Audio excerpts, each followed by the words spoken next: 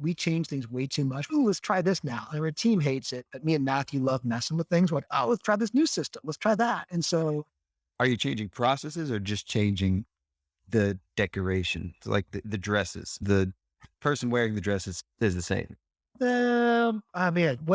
what amazing analogies you give here, Scott. They help to confuse me even more, and I love that. All right. Hello, everyone. Welcome to the Sons of CPAs podcast with Scott Scarano and Jason Ackerman. We've got special guests. Kenji, I have no idea how to say your last name, of Acuity. Oh, Lord. Yeah. All right. Kenji, how are you doing? Am I supposed to answer that question? No, Scott, you need to, Kenji, because I told Kenji the story, and you have to Pass. Well, pass. This is the only time you won't talk. There's been a few other times I've seen, but they're rare. We've got Kenji of Acuity. Acuity, big time CEO here. How many employees do you guys have now? We are almost up to 110. Holy triple digits. Yeah, it's not recommended for sanity purposes. Let's back up though. You haven't always had 110 employees. From the start, we've always had. When we started with 200, and we've been losing them steadily. You know how you get $1 million farm? You start with a $2 million. There you go. Tell us the founding story of Acuity for those that don't know it. Okay, founding story of Acuity. I had two professional jobs prior to Acuity. One was in public accounting, working at Arthur Andersen, which there were parts of it I loved and parts of it I hated. I left there after 4 or 5 years, became the controller of a tech company, and then the CFO kind of ran away, quit. So I got handed the CFO reins at a super young, unprepared age. If I found a way to combine the things I liked about those jobs and removed all the things I didn't like. I liked working with smaller companies and tech companies specifically as their CFO. You had the coolest client at Arthur Andersen. That is true. It took a lot. In fact, the coolest claim was so cool, it easily extended it probably doubled the time I spent at Arthur Andersen because I got to work on the Augusta National accounts, which for those who don't know, that's also the Masters Golf. They host the Masters Golf tournament. Everyone knows that. That was awesome. Like for someone like me who's a sports nut, a golf nut, like being out there, you're behind the scenes because it was super weird audit work. Like for the tournament work, we were putting in place cash controls around pimento sandwich sales, buying golf apparel. We had an Excel spreadsheet that would do the prize money calculation. And Would you also see names and things too as you were doing this? we had a little bank inside the clubhouse, and like players would come in because back then, this was in 95 to 2000 I was there. And so one of the things we did as a benefit to players was you could come in and you could cash a check. Like you didn't have to go to an ATM. And so I don't know if you know this, but a lot of those guys love to gamble while they're out there playing. So they're actually loved getting cash. Didn't have to go to a bank and come in and write a check to Augusta National. We'd cash it for them. Foreign players would come in and do currency exchanges, and we'd literally just open up the paper Wall Street Journal and be like, oh, let's see Semi Ballesteros. Let's look at what the rate exchange is. So yeah, we would. Cash controls there. It was fun. Super That's fun. so wild. If only public accounting worked like that all the time, and it does not. Yeah, when I was at KPMG, I was not on the Augusta National account. I We was used to on, have- I was on like the poopy poop accounts. Yeah, I was on those too. And we used to have people like call. It's funny because people would call down. You probably had the same thing at KPMG. Like you'd be asked as a staff person by like the Cincinnati office or Los Angeles to go do some like inventory observation or some kind of garbage staff work. And they'd call you out at your client. And I always remember when I'd be working at Augusta National, whoever was calling me was like, are you seriously where I think you're at? I'm like, yeah, it's a client of mine. And I just get all this spewing of how much they hated me because that was the best client. Yeah, it was awesome. So yeah, I stayed at Arthur Andersen a lot longer because of that client. Kenji, all right. So before we even talk about Acuity, what could Arthur Andersen have done differently then that you would have stayed? What would have been that deal breaker? Probably not shred documents. That'd be really fun. Were you did you go to jail because of Arthur Andersen? Did you spend any time in prison? Don't look too closely at my LinkedIn profile. There may be some gaps. I'm just going to leave it at that. I left beforehand, mostly because I had a bunch of friends of mine who were taking controller gigs at a bunch of startups and were making a ton of money back in the original like .com boom around 2000. You're looking around at friends of yours who are your age who were making a ton of money on these IPOs. We were doing work on IPOs except as auditors. you're just grinding away and there's no benefit out of that. So I always remember helping clients go public and watching their entire accounting staff freak out when they're watching their stock options just fly. And you're like, this is crazy. So that's what I left was around 2000. Did you see an opportunity there? Of course. Okay. Well, I mean, back then, yeah, the opportunity was certainly, you saw the money there, but also just, I was very tired. The biggest compliment I was ever paid as an auditor is, hey, Kenji, you aren't nearly as much of a pain in the ass as I thought you were going to be. That was it. That was the best compliment you could hope to achieve as an auditor. And that's the most value to a client is you're not as much of a pain in the ass as I thought you were going to be. So once I realized that, I'm like, I depend too much on people liking me and things. I'm like, this is not good for me. I got to get out of here. Dude, that's the bar I set in life. That is just all I want to do is just set the expectations so low that it could only get better. Maybe you should go into audit. You ever thought about going into audit there? I did go into audit and I got fired. So the bar wasn't low enough? Because this is something that does come up a lot. People leaving these bigger firms to start their own thing. And these are people that probably, I would think when I'm talking about you, when I say these people, I think they couldn't have done anything to get you to stay because you can't be contained. Kenji can't be contained. You can't hold them down and tell them what to do. Not when you know stop. When you know cannot stop. Well, yeah, you cannot stop my accounting prowess. You can only hope to contain it. No, I think going back, I would not trade it for anything. I don't know how you guys feel about your early big public accounting experience and Jason at KPMG. I mean, it was great. It was very formative. It was very helpful. I think when you come right out of school, I would not have traded that, but I just value too many other things like time with my family, my wife. I love experiences. I hated the fact that we were allowed to take vacation during busy season. Like I'm a huge snow skier and I was like, oh, there goes that. Apparently the winter months being told, no, you couldn't do things. That is just death to me. You can't invest in the company because our San Diego office has them. You can't invest in this mutual fund because our San Diego office audits that client. Like that is the dumbest rule I've ever heard of. So there's just so many red flags on everything from how you work to the kind of life you live to things you could do. A lot of those restrictions are there for independence reasons, for good reasons. But the style of work and just crushing you, that was a place that there was more of a balance of life there. And again, from the very top, our partners made a freaking fortune. We were the most profitable Anderson office, I think, in the world. We were told this at least. And I believed it because our partners balled out. But it was a culture to where it was aggressive as hell. And that's how you made it. Like you were measured on everything based on how much you earned and how many hours you worked and all that. And had that not been maybe fully the case, I probably would have lasted a little longer. Or if they also would have added maybe a TPC Sawgrass or something else to my list of clients. And I would have worked up the Pine Valley and Cypress Point. Perfect. Then I may still be there. So, well, so many no's. Nobody says no to a protagonist. Nobody says no to a protagonist. So that's somebody that's not going to take no for an answer. This basically was a system that you couldn't change anyway. So why not? You have to want to play that game to get to the partner. You do. And most people don't want to play that. I have friends of mine saw one Friday night. Our kids are both seniors in high school. And we saw each other in the school parking lot. We were going to a school event and he's a partner at Deloitte. He likes playing that game. It's perfect for him. And no, that's just not for me. So. Yeah. That's the thing. But congratulations to him because it's hard to play that game and it's hard to make it. Yeah. I couldn't do it. No way. So Kenji in school, what did Kenji in school want to do? Be an entrepreneur. Yeah. I had it all backwards. I thought that actually that's how you became an entrepreneur is you did accounting. Because my dad's best friend, I guess we're here on the podcast of talking about Sons of CPAs.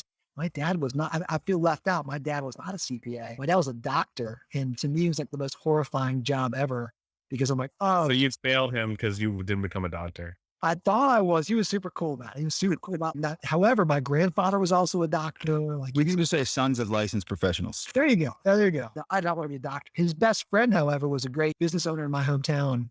And all I knew was I looked up to this guy. I thought he was just awesome. And he had an accounting degree. So I thought, oh, that's how you become a good entrepreneur is you literally like this guy I know, my dad's best friend's an entrepreneur. I guess you go be an accountant. So that's literally the reason why I chose accounting. He must have been a really cool guy, though. If he's your dad's friend and he made that much of an impression on you, too. He's very financially successful, but also the happiest guy you ever met. He's not like just super chill and funny and happy. I think you have a lot in common with him. That's why I was. You're a happy dude. Yeah. I can only learn how to fall out. that part of it. I'm a pretty happy guy. That was very formative for me. I thought that was the way you become an entrepreneur. Until then I got into accounting classes and I was like, oh, this stuff's brutal. But you start with Pushed on though. That's grit and some willpower. And, persevere. yeah. No, CPA is a good background to become an entrepreneur. And I don't think it is actually, right? It's not intuitive. And it was like a dumb, naive, like high school thing where I thought, oh, that's the way you did it. Just 'cause I saw one person do it that way. But yeah, reflecting back on it, I totally agree with you, Jason. I think it's a very good way to learn, be an entrepreneur. You have to know the finance part. but it's almost you did when you can tell your story with acuity, but it's almost like you do a lot of things backwards. You're like starting from zero and say, which way can I do this differently and still get the same result? Yeah, I think that's a pretty entrepreneurial way. And partly because I'm a pretty concrete thinker. I'm not very abstract. I can't just come up with things. Like I have to see something. So I can reverse engineer. So a lot of things when people are like, oh, you guys at Acuity do things really different. I'm like, well, actually, we're just taking what this other company did, probably not an accounting firm, and worked our way into it and working backwards into things. I joined an entrepreneurial group a number of years ago called EO, the Entrepreneurs Organization. And I remember when I got into it, you get put in these small groups. Like you have your city is like a chapter, but you have these small groups you can get in with and you meet with it every month, like a mastermind group. So I got in with this group, 7 or 8 of us. Like initially I felt like the fraud. I'm just the accountant here. Everybody else is like an entrepreneur, business owner doing these things. And I remember thinking, man, I'm such a tool compared to all the rest of these people. But they were super excited to have me there. They're like, yeah, somebody who knows accounting can speak finance, help us understand our businesses. And I learned a ton from them on the sales and marketing side, but it was interesting.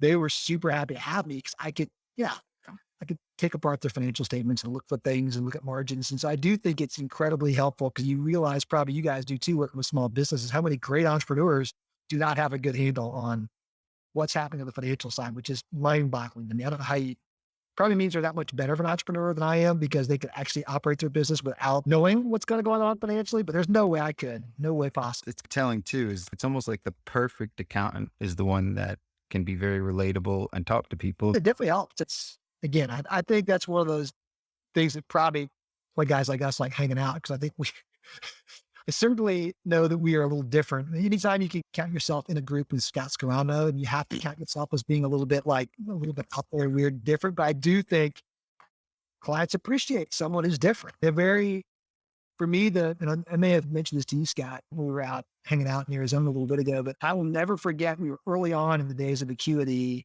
and we were working with this client. They were early at the time, so people didn't know them as well, but the women's hosiery company Spanx. And so we literally got put in a situation where they needed some outsourced accounting help. And I was in there competing with this firm called Tatum Partners, they're the ones who started the fractional CFO space.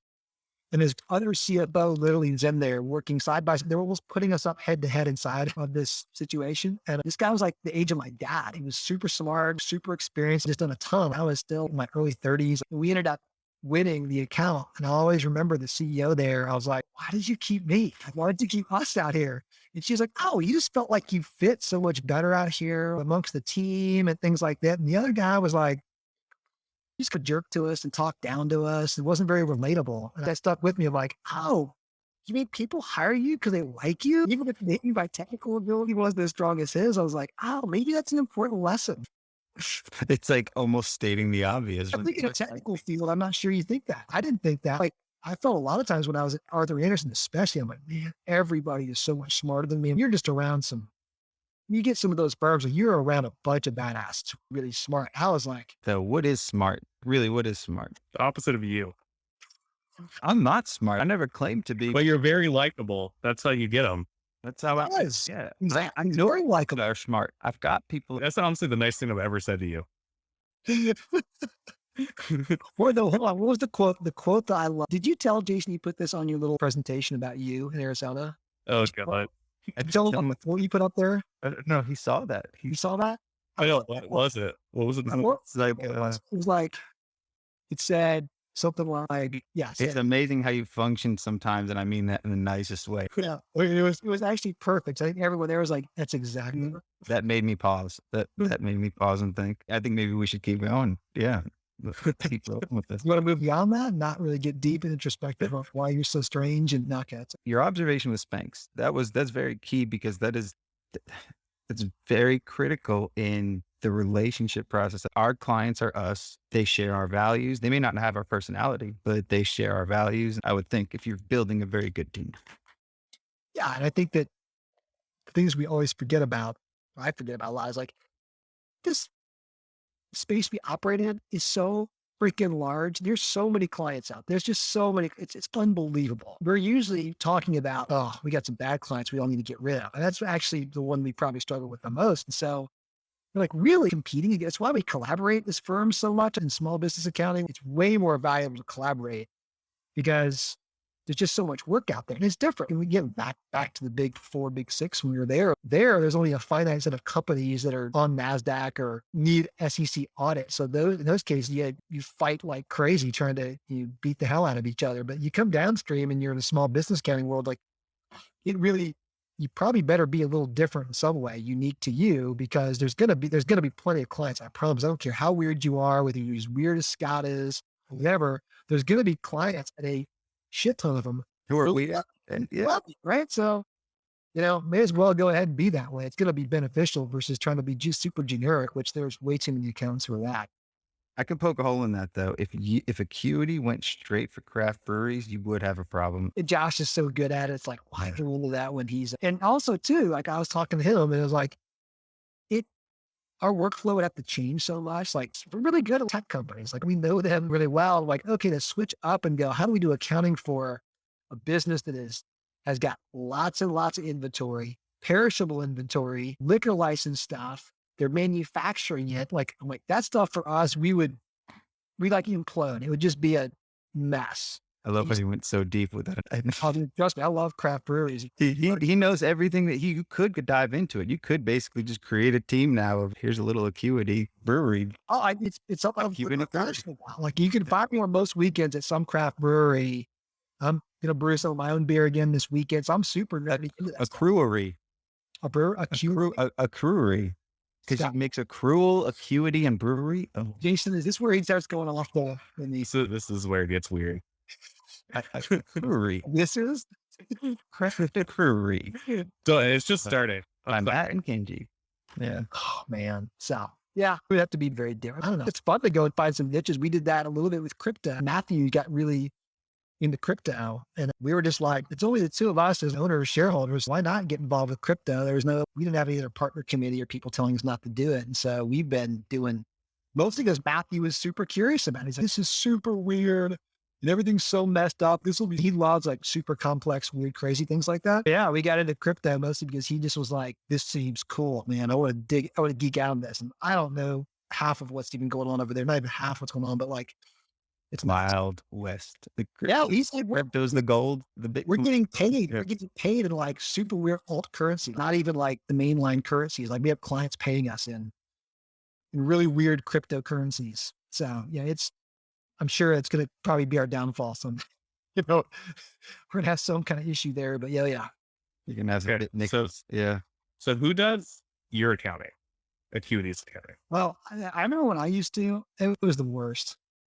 How long ago did you used to do? Accounting on accounting. Just couldn't get away from it. That was probably just before Matthew joined up. So I said probably 8 years ago. It's been a while. I don't even know if I could do a debit and credit anymore.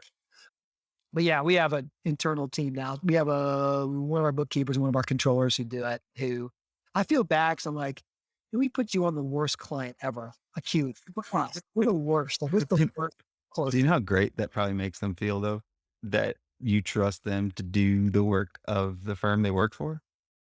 Yeah. I think they might think that initially until they get into it. They're like, oh, why do we have the most complicated, like even the folks at Gusto, right? Who we've all of us partnered with are great. I think they've told us many times, are like, you guys might have the most complicated, worst payroll of any client we have. We just do ridiculous, weird stuff. And so that stuff trickles down and hits those team members. And I wonder if it's because you know so much about all of it that you're creating this monster. And then if you did it for a client, you probably make it so much simpler. All right. I think you look at how many different comp plans we've been asked to build over the years. So next thing you know, you've got you're grabbing things. Oh, this one client, we did this cool comp plan. And now you've got these crazy comp plans all over. And And that you're getting ownership now. You might want to discuss that a little bit more, but yeah. We've always I will say that's something we are super transparent. We're hardcore Giraffe users. We have a employee Giraffe dashboard where it's plugged into our books. Like it updates real time and they can see almost really essentially full financials all the way down to the net income line. And so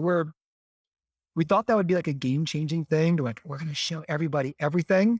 And people appreciate it. Nobody looks at it. Exactly. Nobody gives it's a problem. They want to know how much. It's only problem if you don't show it, but if you show it, then that's what people are so worried.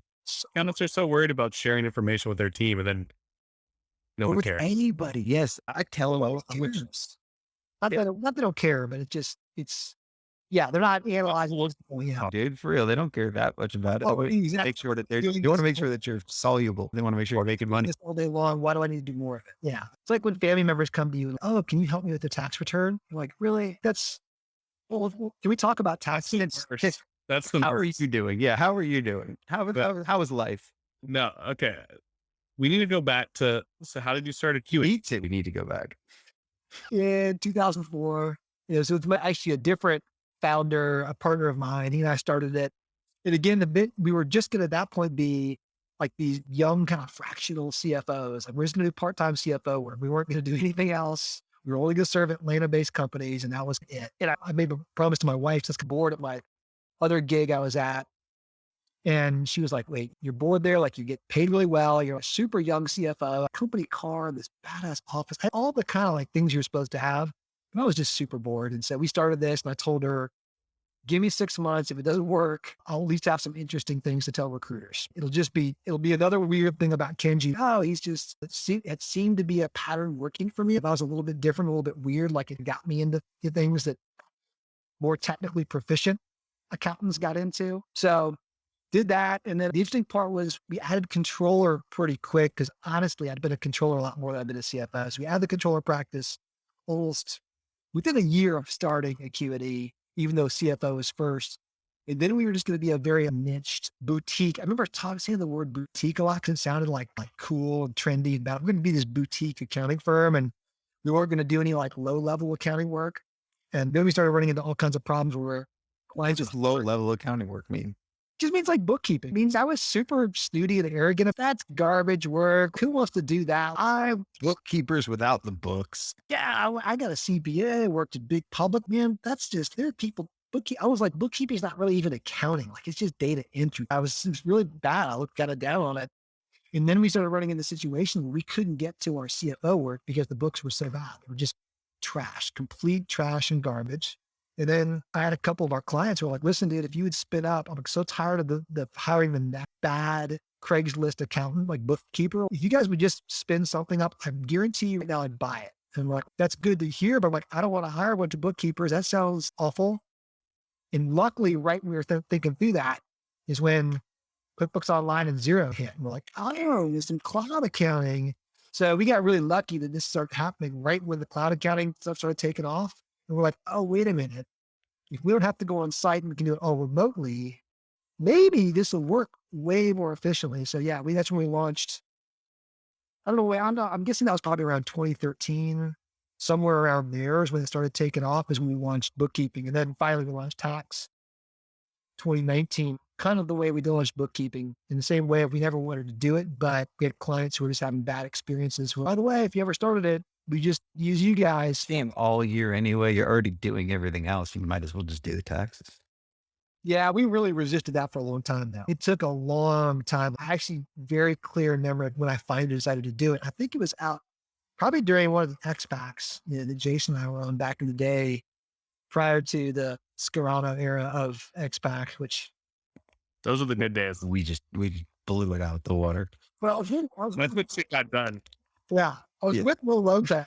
Remember Will Lopez? Will Lopez, Augusto now, was giving me a hard time. He's like, dude, you're stupid for not having a tax practice. I'm like, no, I hate tax. I don't know anything about it. I just don't feel, yeah. He's like, you need to do it because you have to have a lot of revenue just sitting right there for you guys to pick up to do it. I'm like, well, we partner with so many other good firms. I don't want to, he just was in my ear about it. So I'm like, fine, we'll do it. And so we did it and it's been good. It's getting much better, but it was kind of a fiasco for the first couple of years. So Will Lopez got you into tax. Oh yeah, We can thank Will for that. Bad advice. it probably was. I told myself, I'm not sure which days to like still be. I'm very upset with you. I mean, I just got off a call earlier. We're trying to find more tax people, and like our COOs, she's pulling her hair out. So, why is hiring tax people the worst possible thing I can ever focus on this job? Because they've been beaten down. They really have. Tax. I don't know about it. It's the CFO side and the tax side are so different. And Well, yeah. it's I've come from the tax world, you come from the CFO world, and it's just two kind of different mindsets. And it's hard to run both practices at the same time. You really need That's exactly what we came down to. We just hired, in fact, she started today, a new director of recruiting. So we're finally getting serious about like someone who really knows how to hire accounting people. And we're telling her all this, and she said exactly that. She's like, you guys know you've never had experience. You don't have tax people around. You did come from tax. So she's like, it's just different. You can't bundle them all into accountants. Like they're different. They're different people. So yeah, we're learning that. It's wild. We're learning it too, the hard way. It's a very low margin work when you try to combine everything, because a lot of that really high level work is a lot more gratifying. It can be. Like, I always say that I think a lot of people come to us and go, oh, can you help give us some ideas? I say other firm others like, oh, we really want to get into advisory. And one of my first things I tell them, don't think that advisory is some magic thing. A lot of we're hearing it from every accounting software company. We're going to help you get into advisory. Every single conference. Advisory. It's just so much advisory to make it sound like it's some awesome thing. And it is. It's great. It's got nebulous. But it's hard to define. The people who can do advisory are really qualified, expensive people. And I don't mean to say that bookkeepers can't. I think there's a place for advisory there, but really traditional advisory has been at the CFO and controller level. And you got to pay those people more in our advisory practice. The overall, well, you can bill somebody's higher. So it's like a vanity metric. I tell people, like, you can juice your revenue way up, but your margins can suck on advisory. They can if you're not careful, because you got to pay. I think the going rate for CFOs, you got to pay them probably 75 to 80% of every dollar you bill. You're not going to get away with flipping that and be like, hey, we're going to take an 80% margin on the CFO. That CFO is going to be like, I'm out of here. So I have to tell people, it's not a bad thing to have, because I think people are attracted to it. It's good to work with the complex problems and such, but it doesn't scale very well. And the margins aren't probably what people think they are. I heard the word bill.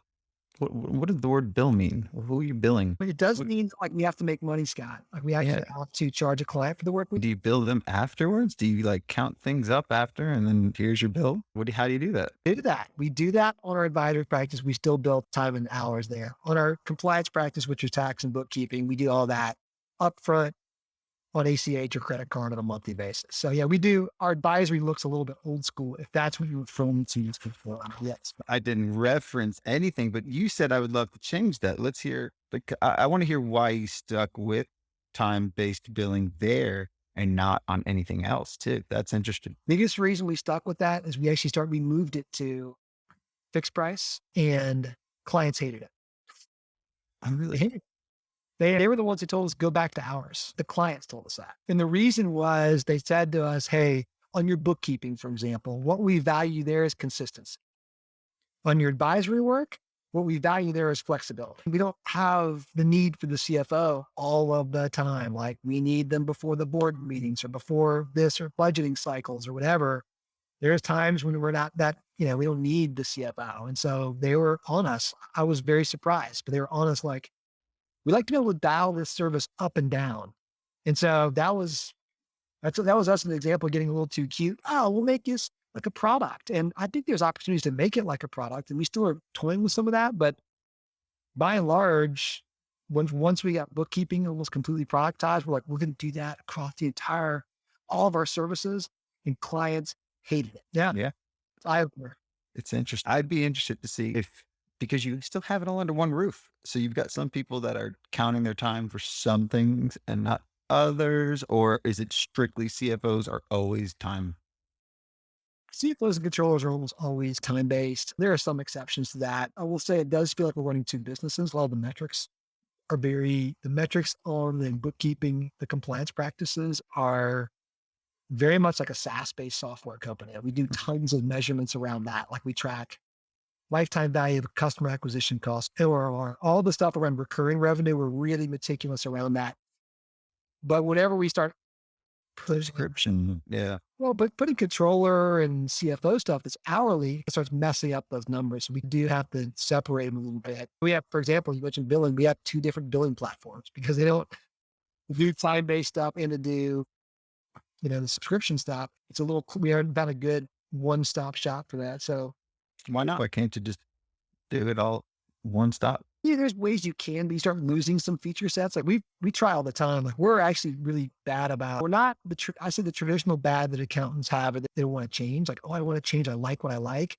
We're actually opposite of that. We change things way too much. Oh, let's try this now. And our team hates it, but me and Matthew love messing with things. We're like, oh, let's try this new system. Let's try that. And so, Are you changing processes or just changing the decoration, like the dresses? But the person wearing the dresses is the same. what amazing analogies you give here, Scott. They help to confuse me even more, and I love that. No, I'd say we changed, we do end up changing process, but mostly because we change tools. We love changing tools. We're always worried that, oh, there's a new tool out, we got to use it. And I think we come by that naturally, as most of us worked as accountants in tech companies, and most of our clients are tech companies. We're just super used to we just get tech envy of every new tech thing. So we just slap it in. And sometimes it's that's no good reason. And if we find one, then we usually have to change some processes downstream to accommodate whatever new tool that Matthew finds or Kenji finds coming out of ZeroCon or Accountex or CPA Engage. We come back from those conferences, and I think our team members are like, oh no, you're getting ready to go to another conference and this is going to suck, because when we come back, there's going to be all these new things that we learned from Liz Mason or somebody, and it's just going to be out of control. So they're always upset about, not I shouldn't say upset, they're getting more used to it, but we don't make things. I doubt you're learning anything from me. I have a feeling that in order to be part of Acuity, you have to have some kind of agility. You got to be able to be agile and change your ways, because because he's turning his head left. And Kenji's going. It's all over the place. Are you guys always on the same page, though, at least in front of the team? Have you ever been not on the same page on something? In some cases, one of our favorite things to do in front of the team is to argue. We love to argue. It's whereas you guys know how it is. It's fun. Is it arguing or is it debating? I argue with this guy all the time, but I don't know if I don't know if it's, if I would say it's healthy arguing. Ours is, for the most part, it's probably healthy debate. I remember being at QuickBooks Connect, I guess the last time they had it. So what was that? 2019. We were out there. We took our wives out there with us. So we wanted to go hit Napa for a few days beforehand. Jason knows how, and Jason runs this playbook. You tack on some cool experience. We did that. And I'm doing it for AICPA Engage. Are you? Originally, it was Pebble Beach, then AICPA Engage, but they moved Engage. So I'm still going to Vegas for that, and then going back to AICPA Engage. I will see you there, man. Let's go. We'll bring your golf clubs. I'll be there. I'll be there for a week. So bring your golf club. I'll go just to play golf. Is there a club core there? What's that? We're not playing the club court. No, you don't. All right. Actually, let's not even talking about golf. I want to know, for bookkeeping, so you fixed price everything. What do you look for? How do you go upfront pricing them? What are you looking for when you're talking with a client about bookkeeping to get the price right? Well, yeah. So if we've already qualified them to make sure they fit our client profile, and we'll soon. So what is that? So how do you qualify them? We do have a team that does that. A part of our sales team, they're called usually called SDRs, or sales development reps. And their only job really is to help find new clients and then to qualify them. They do not close them. So we separate that process for them. They're just there I think of them a little bit as junior salespeople. They go and find prospects, they emailing with them, reaching out, trying to get them interested. And once they find they're interested and qualified, they've got to fit criteria for us. Are they going to be willing to be on a cloud-based technology? What kind of business are they? How many employees and things like that, right? They're some of the qualifications. They do all that. Once they've been qualified and they're still interested, yes, I still want you guys to do my bookkeeping. They go to our account executive. He's there just to be a closer. So we separate the prospecting role with the closing role. And so that our closer, who's a higher level person who can do that, he doesn't get distracted dealing with a bunch of nonsense. So he'll come in and qualify after they've been qualified and meet with them. He'll set an appointment. They usually meet for 30, 45 minutes. But we have a big pricing matrix, right, of all of our services. Most of them are fixed price with the pricing for bookkeeping or payroll or bill pay, whatever it might be. The pricing can change based on some kind of tiers of transaction volumes. He'll use that. He's pretty good to where like a lot of people come to me and go, hey, Kenji, can you quote me bookkeeping? I'm like, if I do it and you make me do it on the spot, like I'm going to screw it up and I'm going to tell you the wrong stuff. And we need to get Tyler, who's our kind of head of sales, on that. So he's got a pretty defined, we go back and review that quarterly, our entire pricing matrix, and figure out, all right, Bill.com just came and screwed around with pricing. So we got to change this. Or this is feeling really heavy over here. We're over or under pricing this aspect based on transaction volume. So we'll go and update that probably quarterly. And they just got to use this matrix out there that helps get the pricing in place. And it's all transparent. Like a lot of it, in fact, we at one point put the entire matrix up on the website for pricing. We wanted the clients to come see it first so they could look at it. But it's actually so complicated that we joke that it was more like giving them our full pricing and being fully transparent was like giving them the Cheesecake Factory menu. What? No, this is crazy. It's just too big. You've been forever. It's, I don't know, just somebody pick. You want something, someone can want too much. And so we skin it down. You can still see most of the pricing, get an idea about what it costs, but the real nitty gritty is we have a full matrix where our team can go through and we share that with clients too. They can see the matrix. Actually, you can actually find our matrix on the website. It's actually out there. How do you tell a client on that first step that they're not a good fit? How do you tell that to them? We found it the nice way. And it's had this happen actually, and this happens a lot with people that we know somewhere who are like, oh, we like Matthew, we like Kenji or someone at the Cuties. Let's have them do our bookkeeping. This happened with an Atlanta EO member of my entrepreneur group who was like, oh, I'm going to work with you. And they came to us and we're very particular about the way that we keep our books. We're very particular about the fact that we only use QuickBooks Desktop Enterprise. We did, they were just very particular about all that. And we said to them like, hey, you know what? That's great. Actually, we're really more built for a company that like, they don't want to deal with any of that. They want it entirely done for them. And so that's great that you guys are, in fact, we said it's rare. Wow, you guys are really particular about the way you want to keep your books. That's awesome. Our system is all built on the way that we want to keep them. And it's meant for like the 80-20 rule of where probably 80% of small businesses or especially software companies can work on them. But there are some people who are like just super weird, particular about their chart of accounts. And so we told them, we're not going to be a good fit. We're going to frustrate you. And I'd like to recommend someone else. If you're okay with that, I'd like to introduce you to another firm we know that actually really likes working on more server-based QuickBooks Desktop, heavy inventory, lots of cost accounting. So do you actually have something that you recommend for that?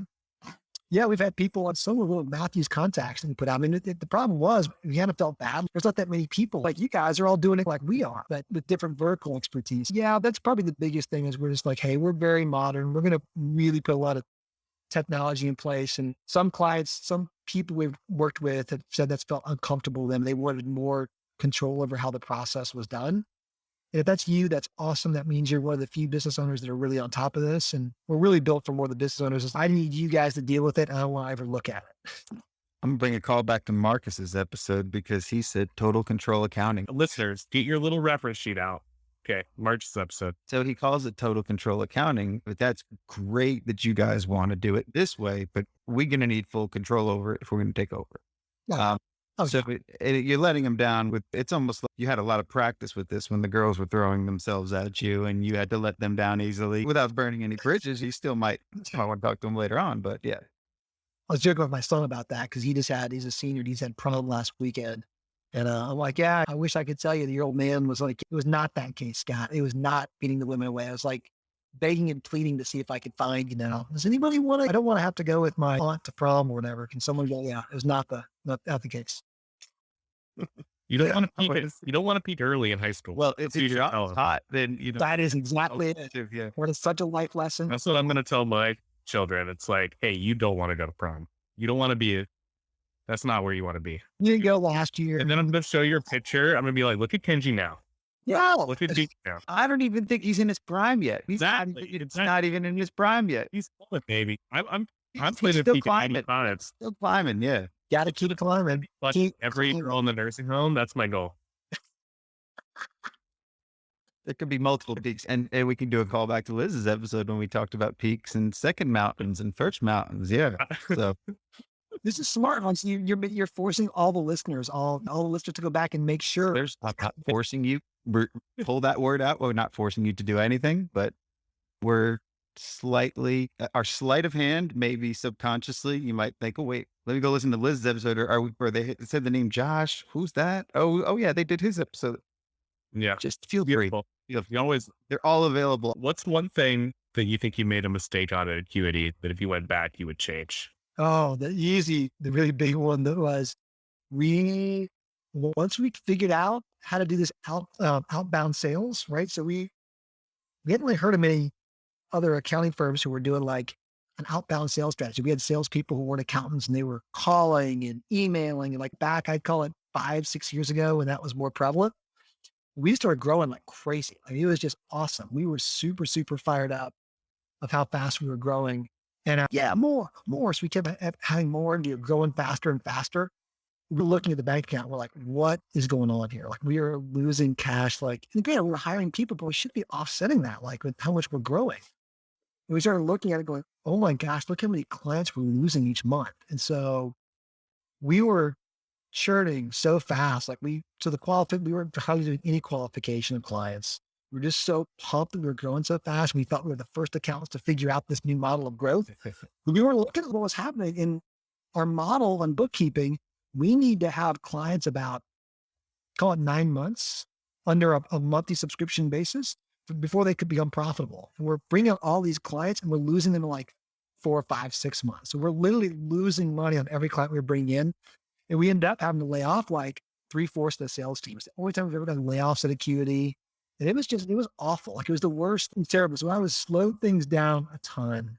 But also we would have put in, which we have now, a customer success team. And their whole job is just retention. That's all they do is focus on customer, retention. And if we lose, why do we lose them? To help be an early warning signal about why. Such an important role. I love to hear more. That's interesting. Yeah. How do you, what do they do? Like are there signs that clients aren't happy and how do they fix it?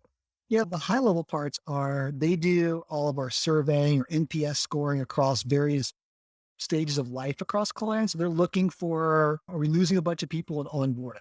Or at least even prior to losing them, we just have a lot of people who are pissed off or angry about the way our onboarding works, right? Or do we have a subsegment of clients that after a certain number of months, or these particular clients, all dentist office or whatever they might be, like they're just not happy with it. They're looking for any kind of leading indicators of where we got problems. So we try to make them as proactive as possible. They end up being also pretty reactive. If somebody's upset, we get them involved because our accountants are wonderful accountants. We find they're not great communicators. In fact, when things go wrong, they like shut down and they're embarrassed and want to talk about it. They won't respond to email. And so it really limits us to like, wait, we could have jumped on that and done something to fix it. And our customer success team gets that call right away. And they jump in right away and are like, all right, let's get the issues out.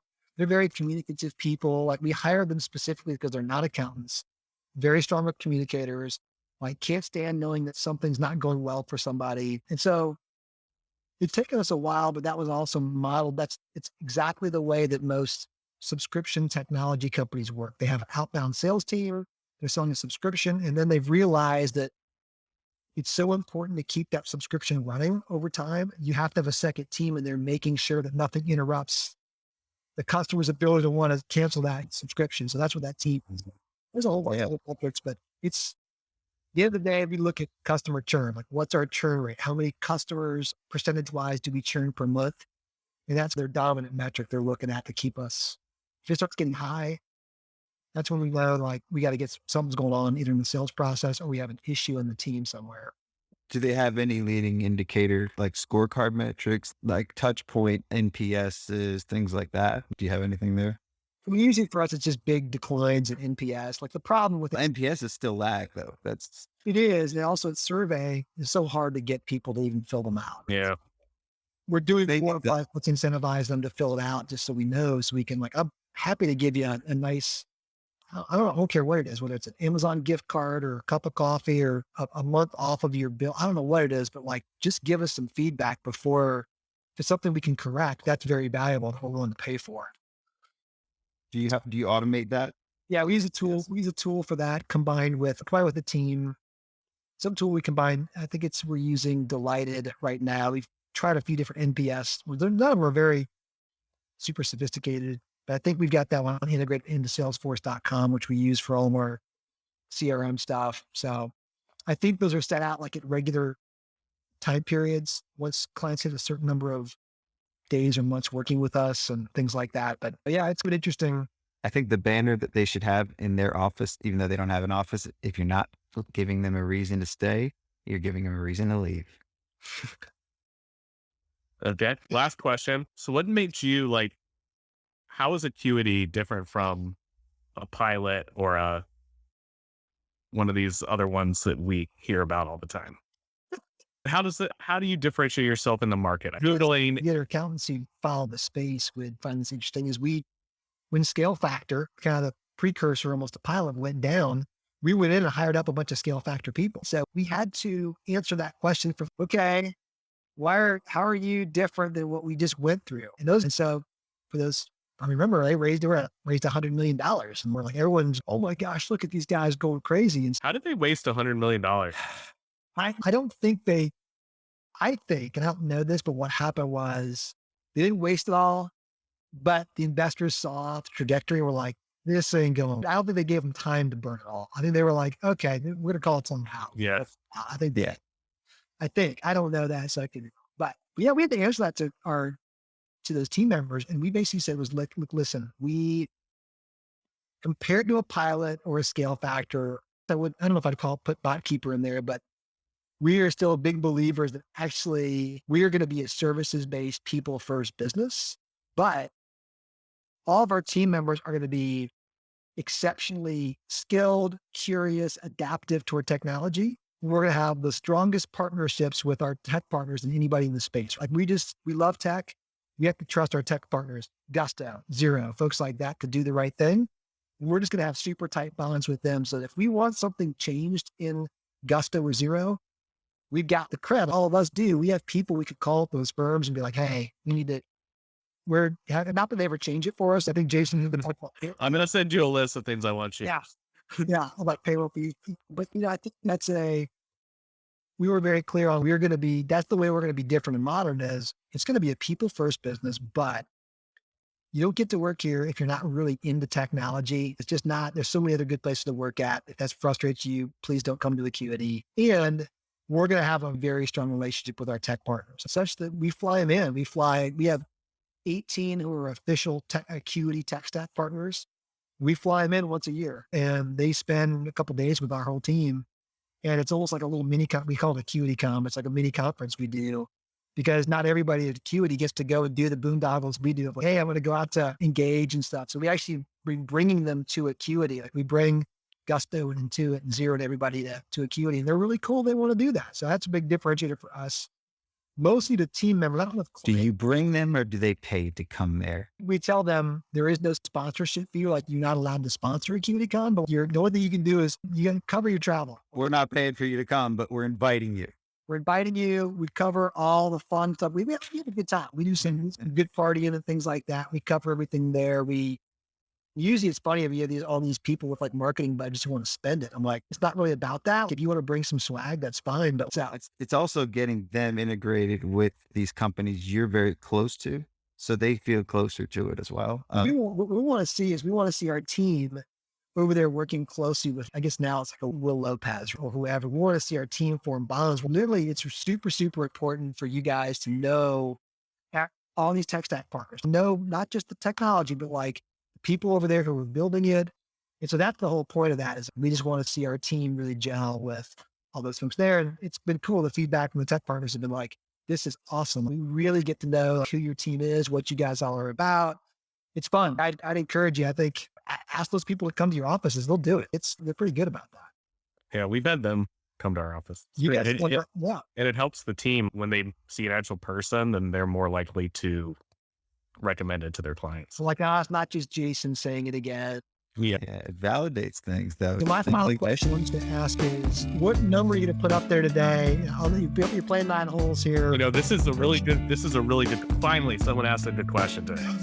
Finally. I'd like to say yesterday I went out I ended with a strong 39 on the back. Strong 39. Although this front 9 is a little bit tougher, I'm going to go with a over under 41.5. 41.5. Okay. I'll take a 41. I'd like one birdie and a 41. How I about want to that? take the thunder on that. I feel we talked some gusto. We got you inspired, motivated. Only thing over there is, I don't know if Scarano could send over. He's vaping over there. I don't know if he can send something over to help you on that eighth hole or He's whatever. got a pack of cigarettes in his bag for me if he needs one. This has been amazing. This has been awesome. This He is had to roll back the just to show first- you his muscles. He's been seeing a first trainer. Yeah, I've So been you know, yes. Yeah. just for golf, not for anything else. He's crushing the ball. He's This has been crushing it. This has been amazing. Come Did you on. think? We're to take the Las Vegas Engage version. We'll do it Yeah. out there. That's Yeah. cool. No, should We're 100%. already booked our room and everything. So we're locked. You have to bring the equipment. That's your job. Okay, everyone, this is great. We're stopping. The equipment.